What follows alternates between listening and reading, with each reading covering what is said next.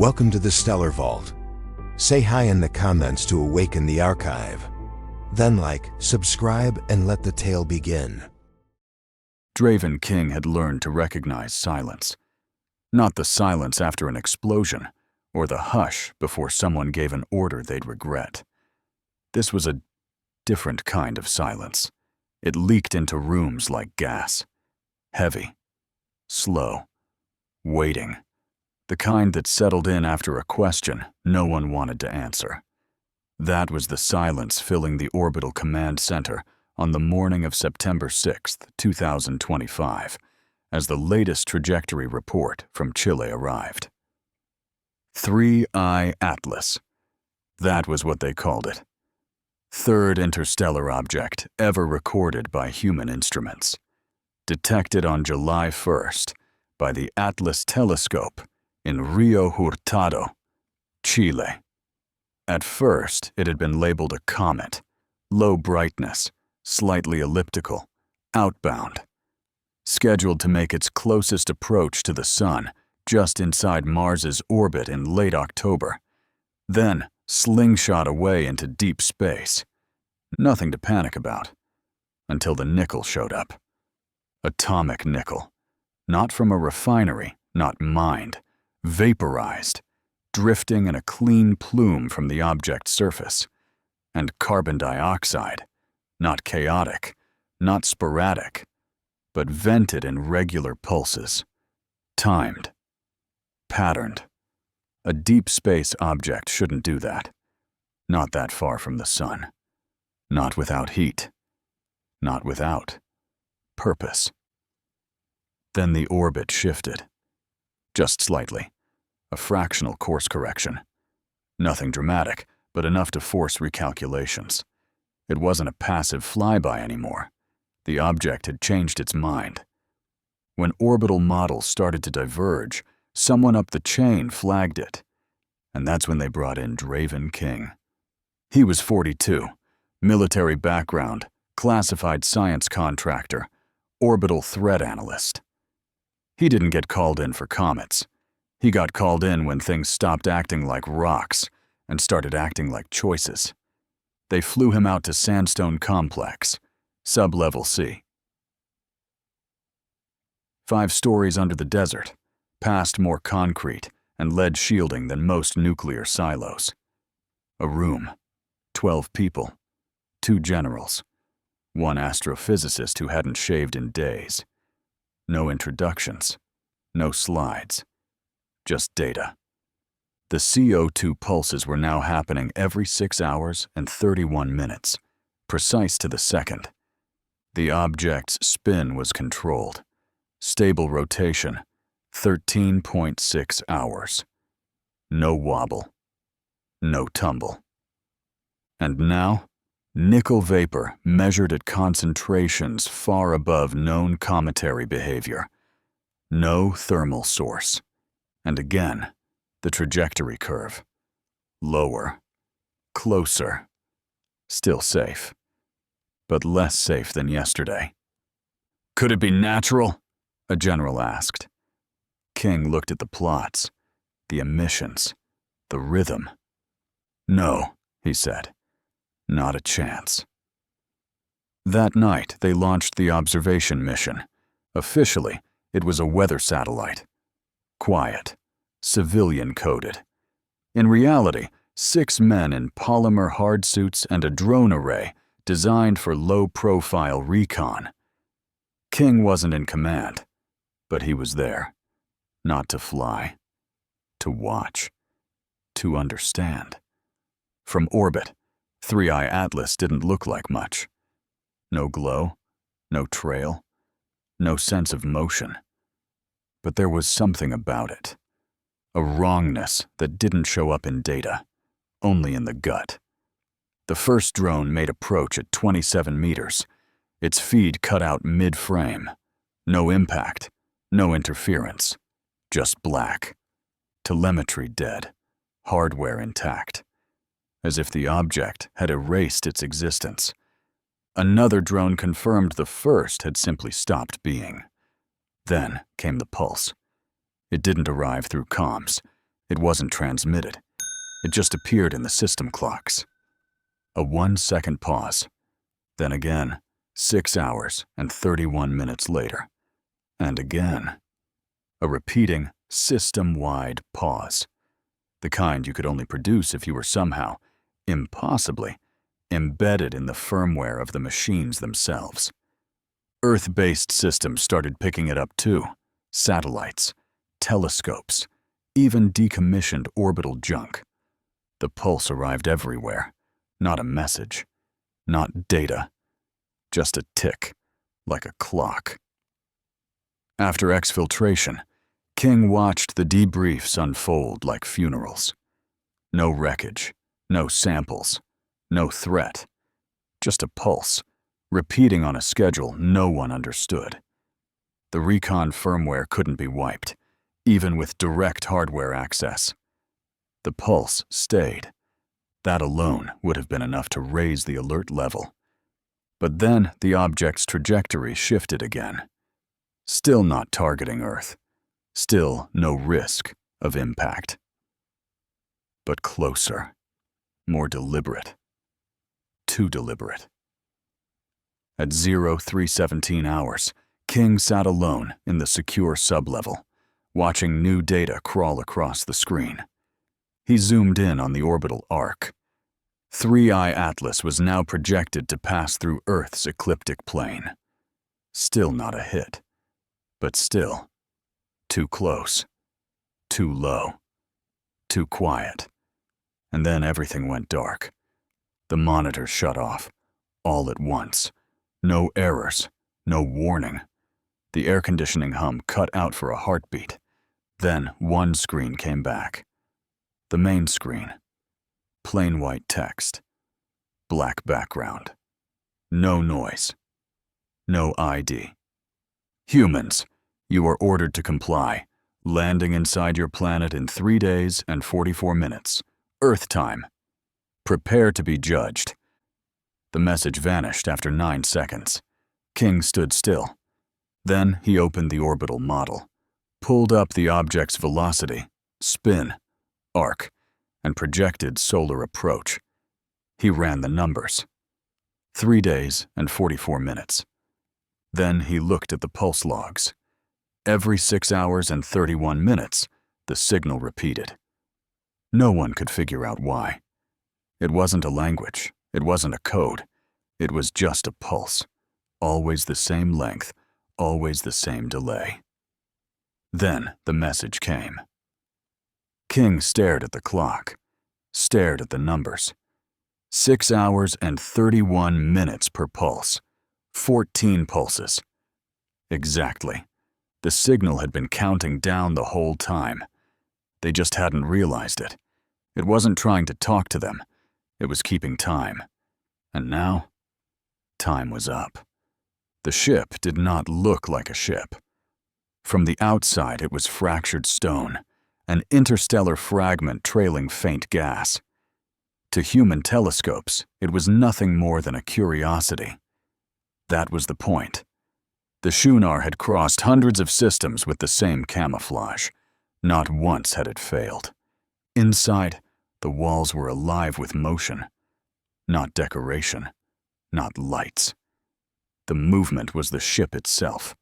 Organic machinery that flexed and pulsed as if breathing. Overseer Drakul stood at the center of the command chamber, his limbs braced against the ridged floor, his bulk steady while the vessel shifted around him. He watched Earth through the projection field, blue and white, turning under its own weather. To the humans, it was home. To the Shunar, it was only another world that had reached the threshold. They had the atom split. They had engines to climb free of gravity. They filled their skies with signals, spilling thought into the void without discipline. It was enough. The edict had been invoked for less. Drakul touched the control organ with a claw. Data streamed across his vision. Satellite patterns, transmission leaks, heat signatures from their launch sites. A species spreading faster than its order could contain. Behind him, the chorus stirred. 12 Shunar bound into the vessel's living systems, their voices joined into a single low vibration. They rise. They scatter.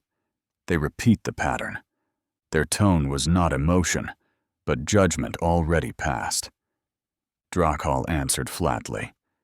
Patterns collapse when corrected. The chorus did not argue. They never did. He focused again on the planet. Every Shunar overseer carried archives of past judgments, worlds burned, colonies sterilized, signals cut short. There had never been an exception. Once a species reached the threshold, it was measured.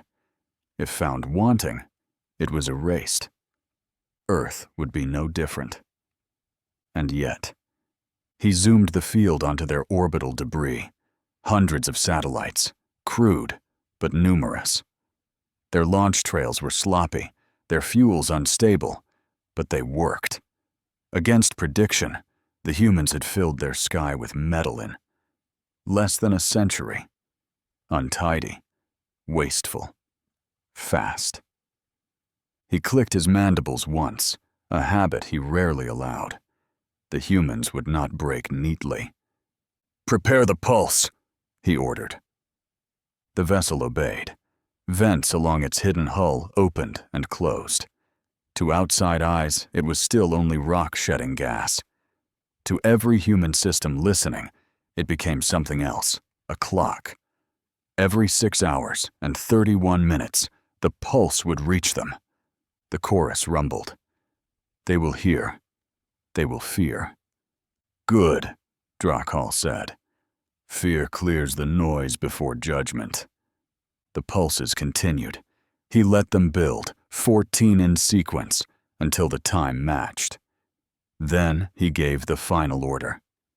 Release the edict. The chamber darkened. Symbols glowed across the hull. Translation protocols shaped the words into human script. The message spread through their networks, across satellites and ground systems alike. The same message King would later see. Humans, you are ordered to comply. Landing inside your planet in 3 days and 44 minutes, Earth time. Prepare to be judged. When the projection cleared, Drakal stayed motionless. Another judgment delivered. Another world measured. But Overseer Drakal felt no certainty. Only wait. The humans had reached the threshold quickly, with chaos and with speed. Too quickly. And chaos never broke as the equations predicted. The conference chamber lay 300 meters beneath Geneva. Walls of steel and concrete wrapped the room like a tomb, the weight of Earth above pressing on every conversation. The leaders of the world sat at a long arc of polished wood, their faces pale in the glow of recessed lights. Guards stood at the periphery, motionless. Draven King was not supposed to be there. The seat at the edge of the table had not been marked for him, yet a general had gestured, and so he had taken it. He sat without speaking, watching as presidents, premiers, and secretaries traded theories like cards, each one trying to play a hand that made sense. It is a hoax, said the French delegate, voice sharp. An advanced disinformation operation. Someone is tampering with satellites. Russia, China, take your pick. The Russian premier scowled. If we had such capability, would I be here, locked in this box with you? This reeks of American theater. You frighten your people, then you sell them the cure. The American president leaned forward, jaw tight. You think we would fabricate a countdown timed to orbital mechanics? Our own astronomers confirm the object's drift. It matches to the second. The Chinese chairwoman folded her hands, speaking softly but with steel. A manufactured panic is easier to control than the truth. The truth, I think, is that none of us control what is coming. The words lingered. King glanced at the clock. The room felt like a barracks before a firefight. Every man and woman convinced they were in command until the first shot landed. He had seen it before. Silence filled the gaps where courage was supposed to be. A voice broke it. The Secretary General of the UN, hollow-eyed, turned toward him. "Colonel King, you have analyzed the signals directly. Are we dealing with human interference?" King met her stare. "No." His tone was flat. "Not human. Not ours. Not theirs. No nation on Earth has this capability. It came from the object." "The comet?" the French delegate snapped. King's jaw shifted. "It is not a comet." Arguments burst like gunfire. Hoax, hack, psyop, panic. The words collided in the air, filling the bunker with noise that felt safer than silence. King let them bark at one another, his hands folded before him, eyes fixed on the polished grain of the table. And then every screen in the chamber blinked. First one, then all. The secure links to satellite feeds, the encrypted displays showing orbital tracks, even the room's digital clocks. They flickered once, then filled with images that none of them had seen before. Yet every civilian with a phone, every screen on Earth, was seeing at the same instant. It was not stone, not ice, not a comet. It was a ship. Dark hull, faceted angles too precise to be natural, lines curved not by erosion, but by intent, emissions no longer veiled, vents opening like gills across a body that was not geology, but engineering. Across every social feed. The picture repeated. Instagram, Weibo, Telegram, broadcast news, billboards in Times Square and Shibuya Crossing. All hijacked. All showing the same thing. The illusion had ended. The disguise was gone. The bunker fell silent. The French delegate whispered first. "Mon Dieu." The American president rubbed his temples. "It's over." Every man, woman, and child on this planet just saw it. No more secrecy. The Russian premier swore under his breath. The Chinese chairwoman looked ready to vomit. King stared at the images, not with shock, but with recognition. The disguise was never meant to last forever. It had been meant to collapse at the right moment. He rose slowly, ignoring the eyes that turned toward him. They wanted us to see. They've wanted it all along. The Indian Prime Minister turned to him. "What are they? What do they want?" King's mouth was dry. He swallowed before answering. "Judgment." The word tasted like rust. But it was not the message alone that shook him. It was the emissions. King leaned across the table, calling up the spectrographic readings. "Look at this. Carbon dioxide. Continuous. Deliberate. This is not camouflage. It's not a trick." "So what is it?"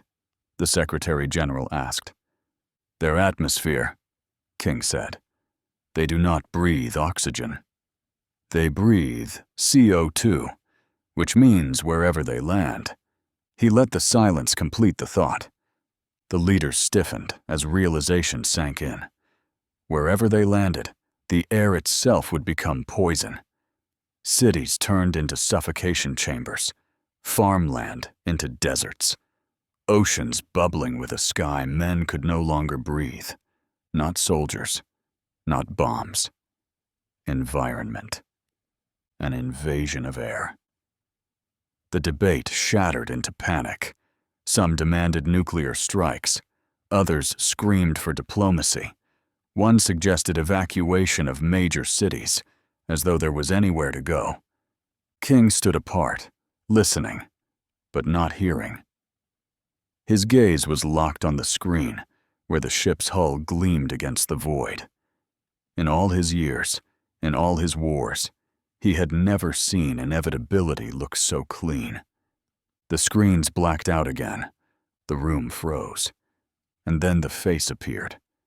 Not human, not even close.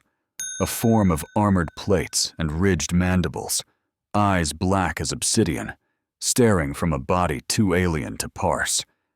The image was sharp, undeniable. When it spoke, the voice was layered, metallic, its cadence striking the air like hammer blows. The translation burned across the bottom of every screen. Humans, non-compliance detected. Your world is to be measured. Judgment begins. The image cut. The bunker was silent. Above them, the planet screamed. The sky over Coimbatore had always been watched. Pilgrims came to the Isha Yoga Center to kneel at the feet of the Adiyogi Shiva statue, the largest bust on Earth, 112 feet of black stone serenity framed by the Veliangiri Mountains. Monks chanted in courtyards where incense curled. Tourists raised cameras to frame the ridges, the temple bells, the eternal calm of the high air. On that morning, the calm broke. It began as a point of light above the mountains, brighter than a star, too steady to be a plane. Someone lifted a phone, and within seconds, the live stream carried the image beyond the valley. Thousands watching. Then, millions. The light grew larger, closer. The first to notice something wrong were the devotees. It didn't move like a meteor. No streak, no tail. Its descent slowed, steadied, angled, purposeful. The phones kept filming. Children pointed. A bell rang once and fell silent. The object came down through thin cloud, and the chants faltered. The tourists thought it was wonder. The pilgrims thought it was omen. The soldiers stationed nearby thought it was war. It struck Earth in a field not a kilometer from the statue, not with an explosion, but with a sound like stone cracking. The ground shuddered. Dust lifted.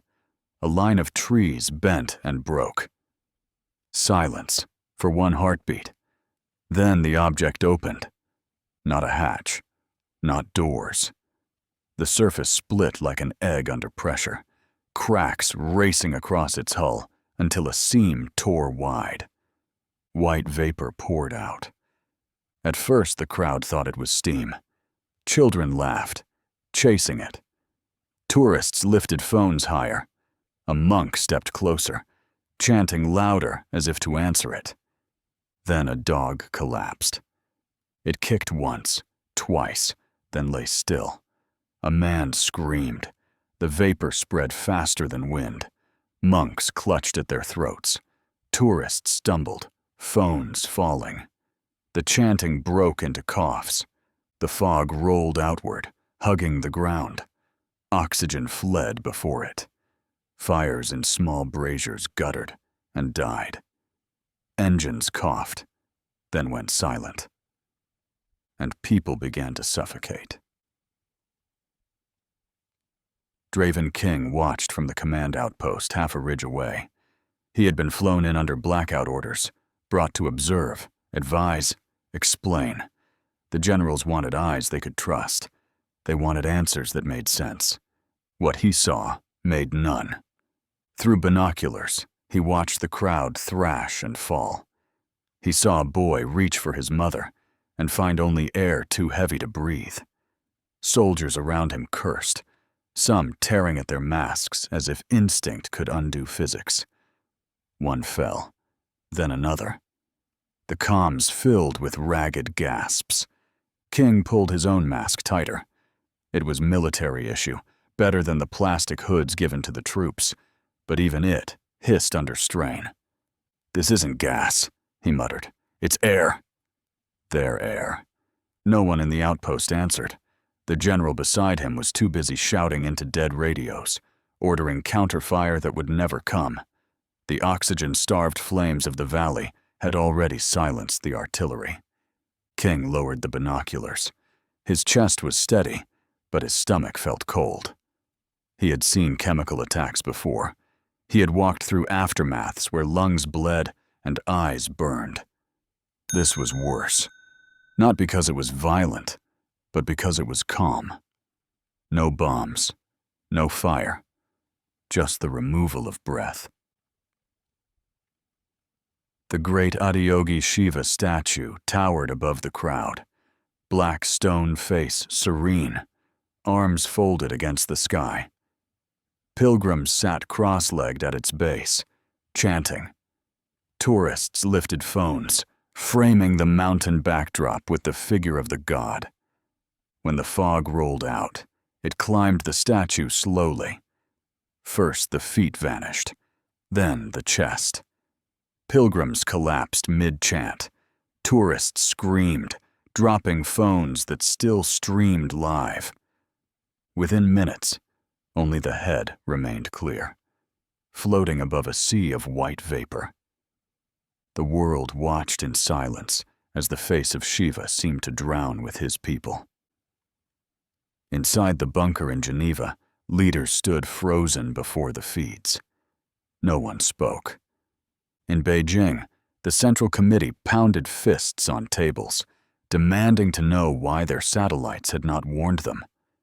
In Washington, the president's advisors shouted for airstrikes, for nuclear options, for anything at all. In Moscow, silence reigned. The premier only watched, stone-faced, as the fog consumed a city half a world away. And on every device on Earth, phones, televisions, billboards, the image repeated. Coimbatore shrouded, the statue half hidden, humanity gasping for air. King turned back to the valley. Shapes moved within the fog now. Dark, tall, jointed, not human.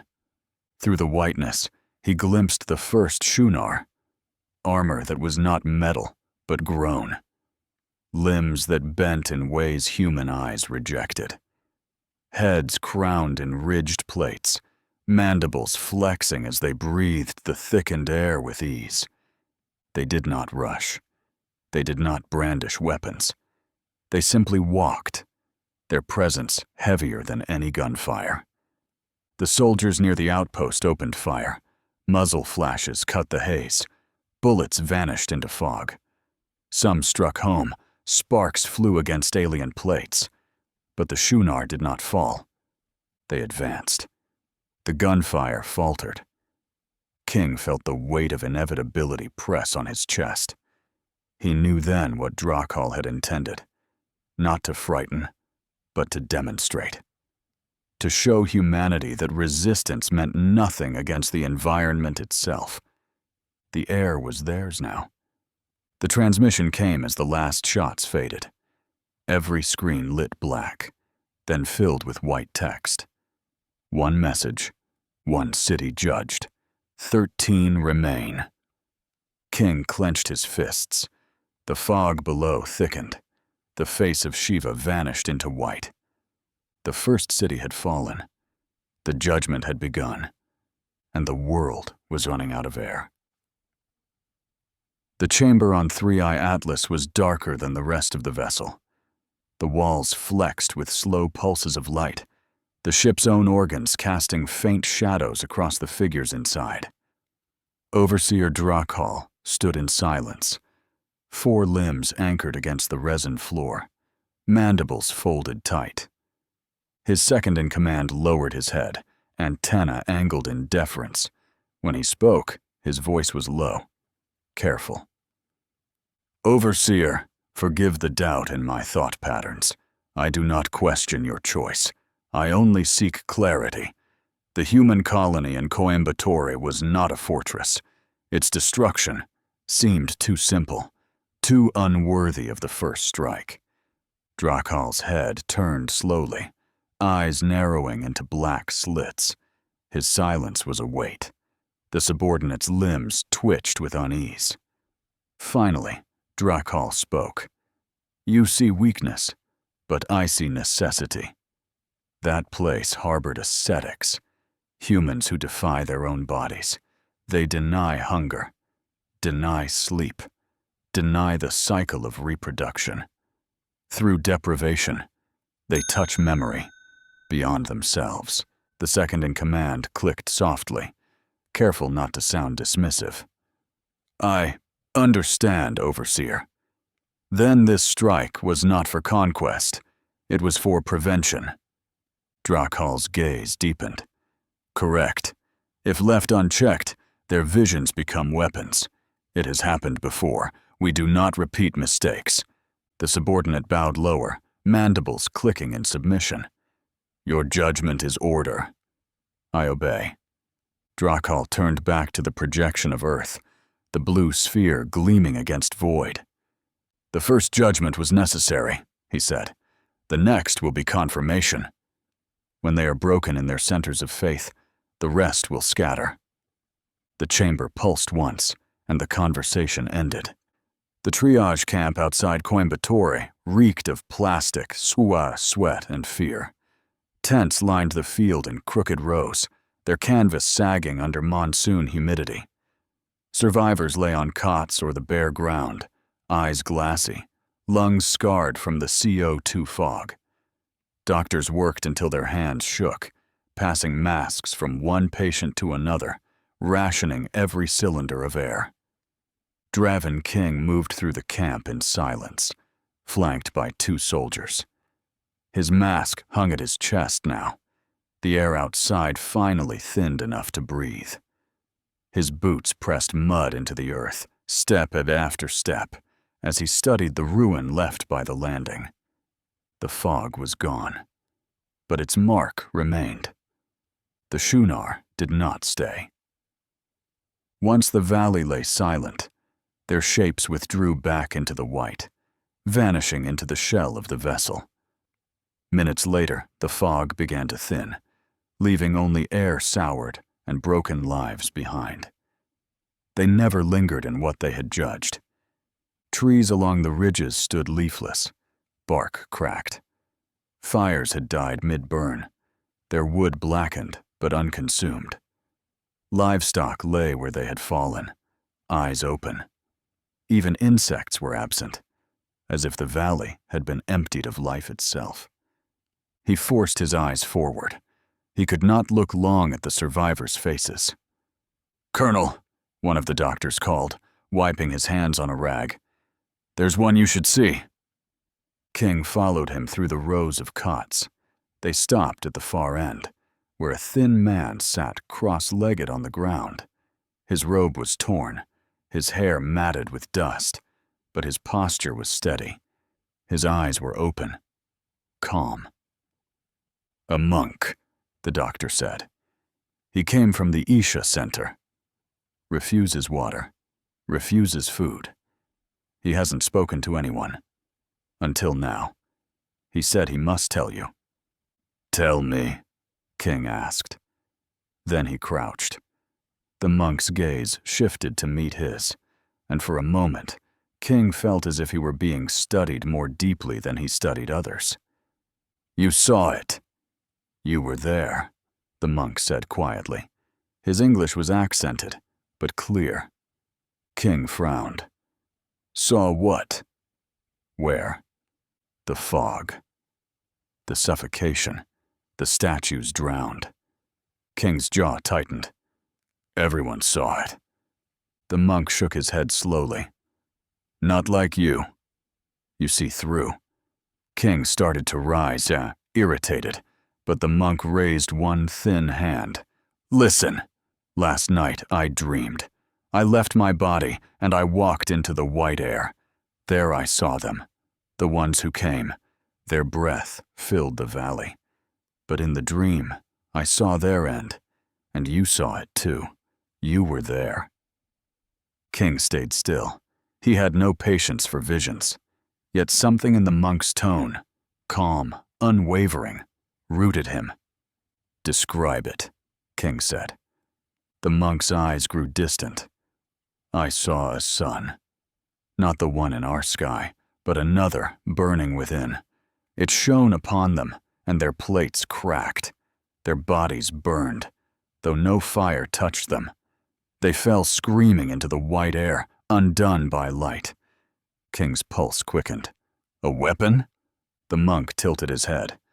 A mirror, a gathering of the sun into one point, a blaze that fire cannot hide from.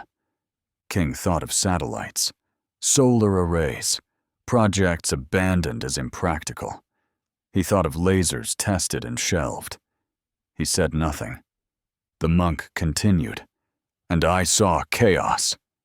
Not order, not armies in rows, but broken shapes, moving without pattern. They struck and struck again, and the ones who breathed the fog faltered. They do not know chaos. They cannot withstand it. King stared at him. Light. Chaos. Two things humans understood better than any other species he knew. Why tell me this? King asked. Because you will carry it, the monk said simply. Others will laugh. They will cling to their bombs, their engines, their order. But you will remember. The generals did laugh. In Geneva, King repeated the monk's words to the council. The reaction was predictable. The French delegate dismissed it as mysticism. The American president called it delusion. The Russian premier muttered about propaganda. Only the Chinese chairwoman remained silent, her fingers tapping the table in thought. It is superstition, one general barked. Dreams are not strategy. King said nothing more. He folded the notes, slipped them into his jacket, and let the council return to its quarrels. The second strike came 3 days later. This time the skies above Rome split. The object fell not upon factories or ports, but upon the Vatican itself. St. Peter's Square filled with pilgrims who had come to pray for Coimbatore. They looked up as the light descended. They raised their voices in hymns. When the pod struck earth, the hymns turned to silence. The fog spread across the square, rolling over marble, climbing columns, swallowing statues. Bells rang once, then choked. The Pope was evacuated, but too late for thousands. Cameras captured it all. The suffocating faithful, the dome of Saint Peter's vanishing into white. And again, the transmission came. 2 cities judged. 12 remain. In Geneva, the leaders shouted at one another. Some demanded retaliation. Others begged for negotiation. The Secretary General wept openly. King stood apart, staring at the screen. Coimbatore, Rome. 2 cities, both places of prayer. A pattern. He pulled the folded notes from his jacket. The monk's handwriting stared back at him. Light. Chaos. He whispered the words to himself. This wasn't superstition. This was survival. The next target was Jerusalem. Humanity struck back with everything it knew. Jets roared low across the skyline, afterburners streaking fire as missiles locked and launched.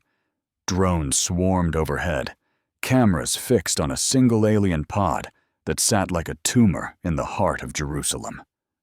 Artillery boomed from the hills, shells screaming down in timed salvos. Even a tactical nuclear warhead was whispered into play, its payload carried on a missile that lit the night brighter than dawn. For a moment, hope rose. Commanders gripped their radios tighter. Soldiers shouted that the target was hit. Screens in bunkers across the world flared with impact footage. Explosions boiling upward, fire churning through the narrow streets of the old city. And then, one by one, the flames guttered. The smoke thinned. The pod still stood, untouched. The fog rolled outward, silent and patient, smothering the ruins. Crews in their tanks slumped at their controls. Pilots flying too low gasped once, then never again. The war humanity had prepared for its entire history, the war of fire and steel, had failed in a single day. Our weapons had done nothing. Jerusalem still lay beneath the fog, its stone walls and narrow streets drowned in white silence. Minarets rose and vanished like ghostly fingers. Bells cut mid-peal, voices stilled in prayer. Tanks stood abandoned at the edge of the old city. Crews slumped inside their hatches, lungs robbed before they ever fired a shell. Draven King stood at the command post on the Mount of Olives, visor pressed against his face. The air here was still thin, sour with residue, but breathable. Soldiers moved past him in silence, their eyes fixed on the city that had fallen without a shot. Every weapon humanity had thrown at the Shunar had failed. The Shunar did not retaliate. They did not even acknowledge the attacks. They simply breathed, and the city suffocated. In Geneva, the Emergency Council screamed. The Vatican had fallen days before. Now Jerusalem was gone. The American president slammed a fist against the table. We are throwing everything we have at them. Everything. And it does nothing. The French delegate shook his head, his voice breaking. This is not war. This is ritual slaughter. We cannot fight gods. They are not gods, King said. The room turned to him. They bleed, he continued. I've seen their armor spark under gunfire. They're not invincible, but we're fighting them the wrong way. A general sneered. And what way is that, Colonel? With prayers? With dreams?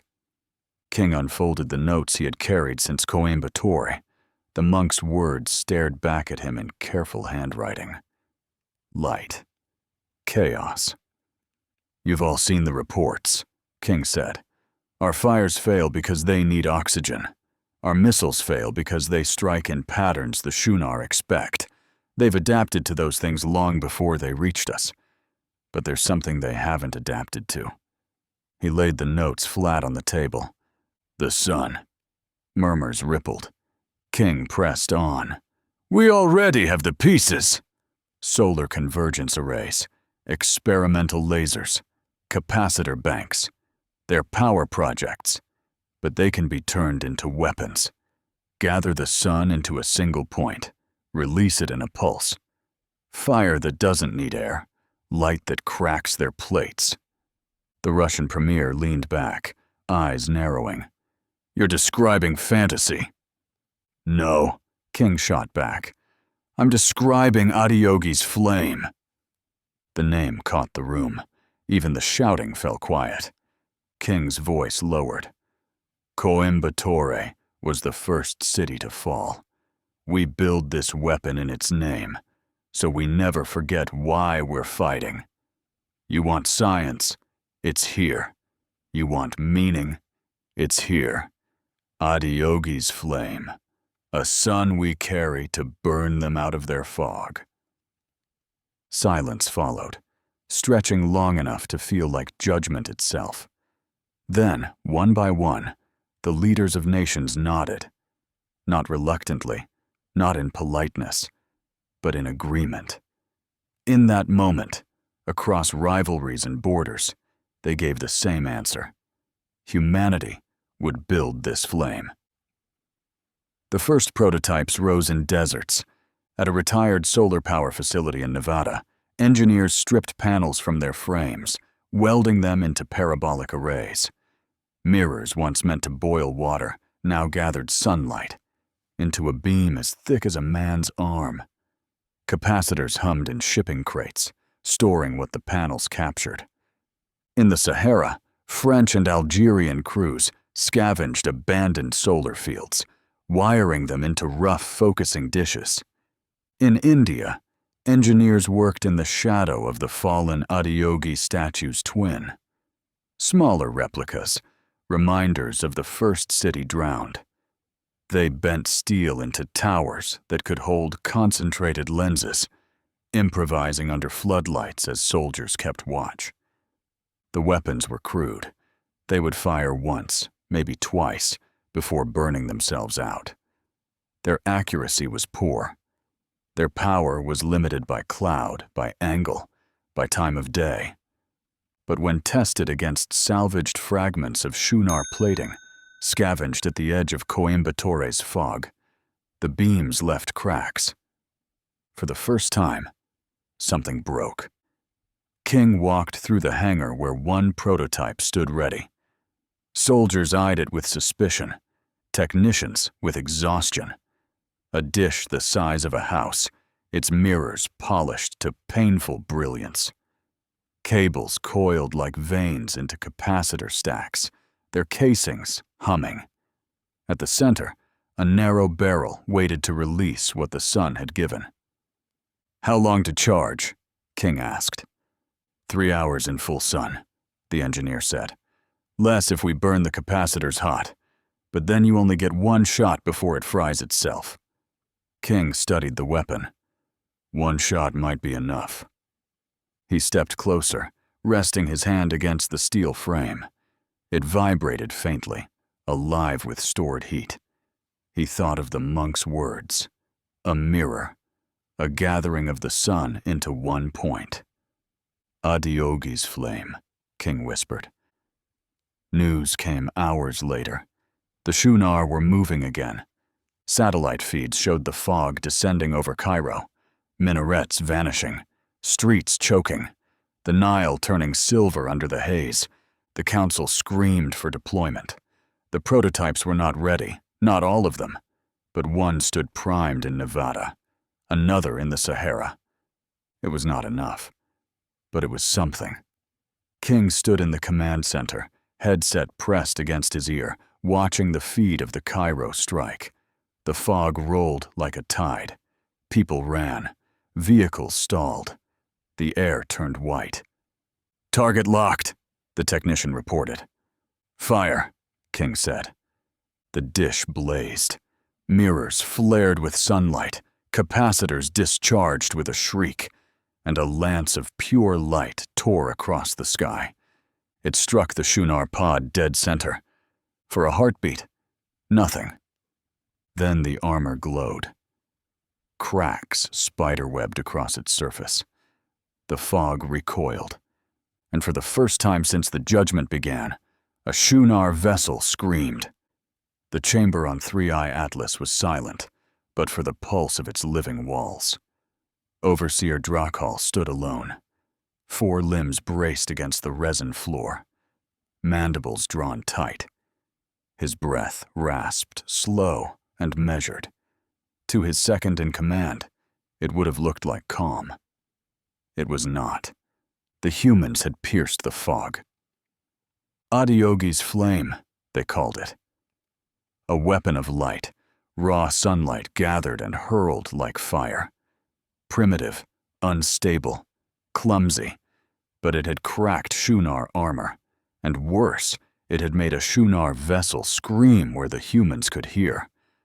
Drakal replayed the transmission again and again. The sound haunted him. Not the scream of the pod itself, but the roar of humans that followed. Their cries of triumph, their wild voices filling the frequencies as if one broken vessel had reversed their extinction.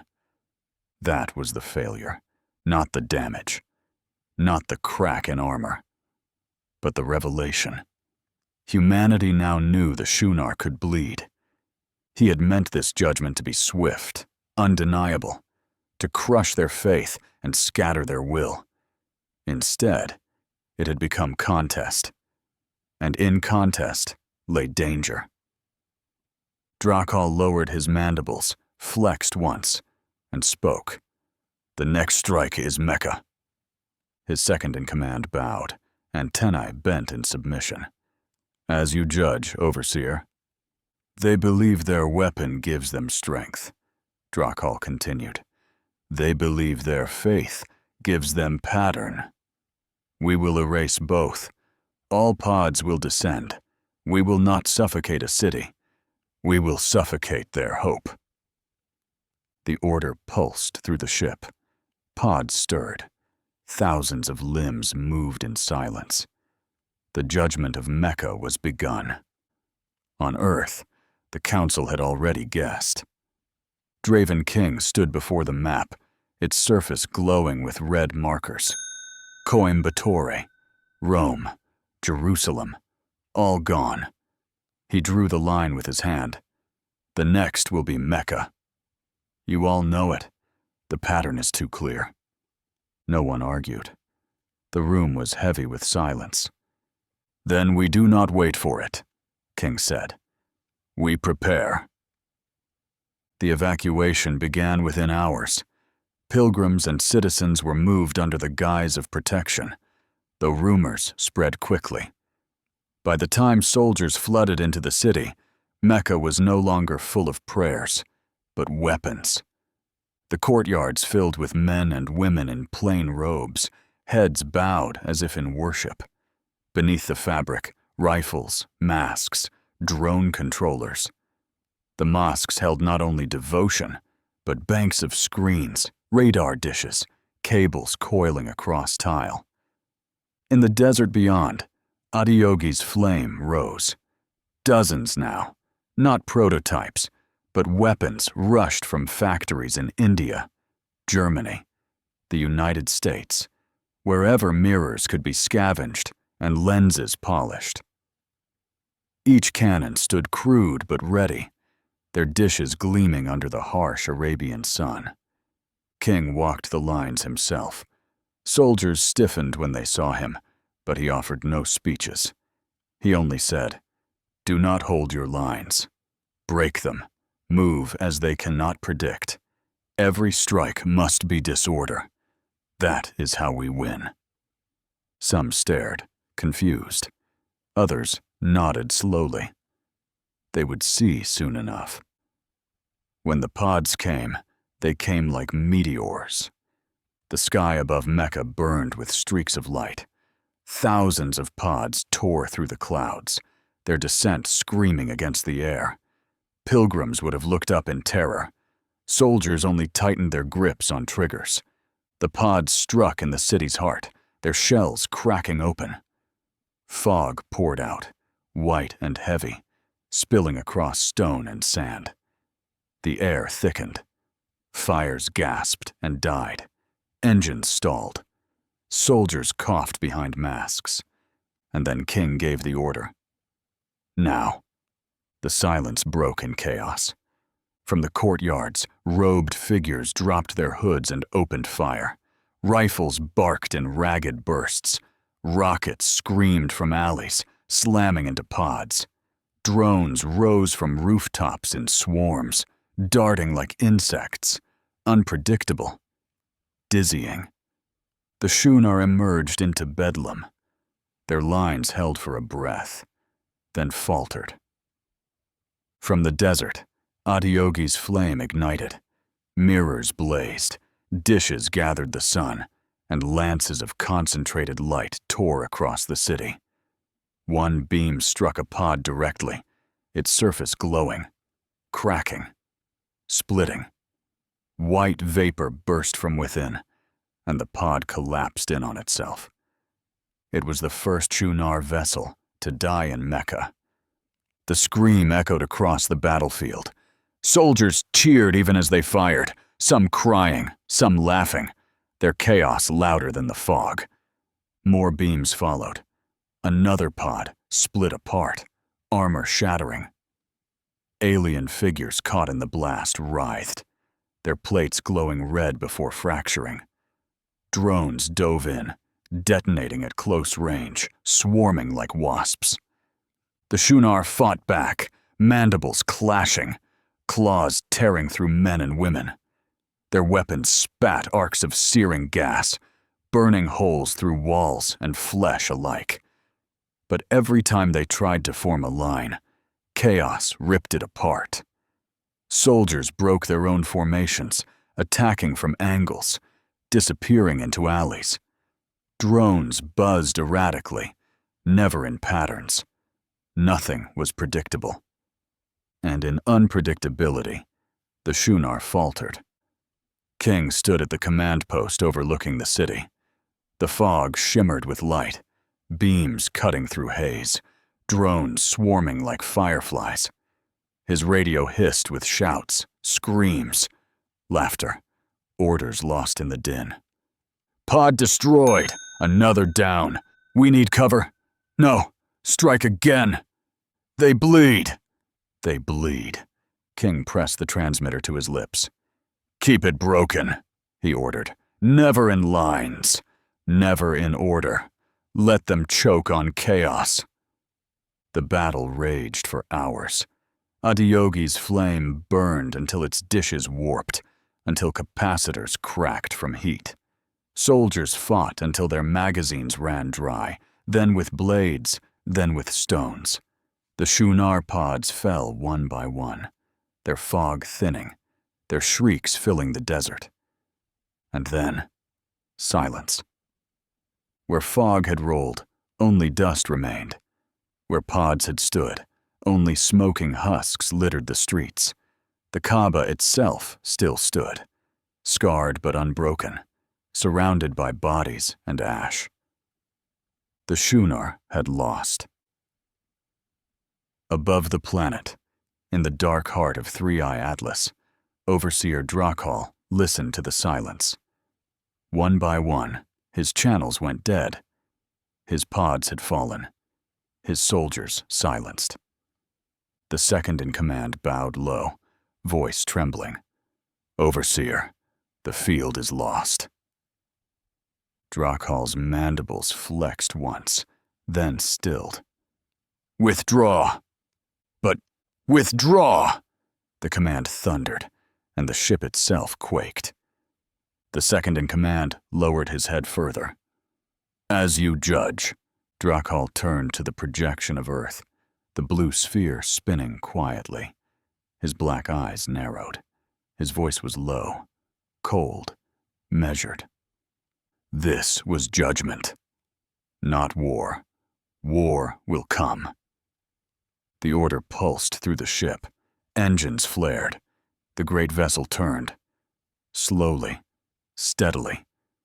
3i Atlas left orbit, slipping back toward the void between stars. In Mecca, soldiers dragged the wounded from rubble. Drones hovered in silence, their batteries dead. The remains of Adiyogi's flame still glowed hot in the desert. Their mirrors warped, their barrels cracked. Draven King stood in the square, his visor in his hands, the air acrid with smoke and blood. Around him, soldiers wept, prayed, shouted. Some lay silent. He looked up at the sky, now empty, the stars sharp above the haze. The smoke over Mecca did not clear for days. From the desert ridges, where Adiyogi's flame had burned itself to ruin, the city lay quiet beneath a haze of dust and ash. Minarets stood scarred but upright. The Kaaba remained, black stone marked with cracks, but unbroken. Around it stretched silence, the silence of survivors too weary even to weep. Draven King moved through the ruins with soldiers at his side. Bodies were still being pulled from rubble. Survivors huddled against walls, masks clutched to their faces, eyes hollow. The air was sharp with the tang of burned resin and scorched alien flesh. The Shunar were gone, not defeated in war, not exterminated, but gone. Their pods lay broken in the streets, their husks cooling. 3i Atlas itself had turned from orbit, its vast shape shrinking into the dark between stars. They had come to judge. They had left when judgment failed. King stopped in the square, where light still flickered across shattered stone. A group of soldiers stood together, heads bowed, rifles hanging slack at their sides. He could not hear what they said, but he knew. Gratitude, mourning, resolve. In Geneva, the council sat again, not screaming this time, not tearing at one another. The room was quiet, voices low, decisions measured. Reports from across the world told the same story. Adiyogi's flame was being copied, refined, deployed in deserts and plains, anywhere sunlight could be gathered. Engineers from rival nations worked side by side. Laboratories shared data without secrecy. For the first time in living memory, there were no borders in the work. Only survival. King listened from the edge of the chamber. He said little. He watched them, leaders who only weeks before had mocked him, dismissing visions as superstition. Now they built weapons from those same visions. He felt no triumph, only weight. At night, King walked alone outside the compound. The stars glittered above, sharp and cold. Somewhere out there, 3-Eye Atlas was slipping back into the void. King closed his eyes. He remembered Coimbatore's silence, Rome's fog, Jerusalem's suffocation, Mecca's screams. He remembered the monk's calm voice, speaking of light and chaos. He remembered the faces of soldiers who had not risen from the sand. The Shunar had left. Humanity had survived. But survival was not victory. He opened his eyes again, staring into the black between stars. Somewhere out there, others would come. Stronger, smarter, more merciless. When they did, Earth could not be 1,000 nations clawing at one another. It could not be chaos without purpose. It had to be one. For the first time, King understood the truth. The war had not ended in Mecca. It had only begun.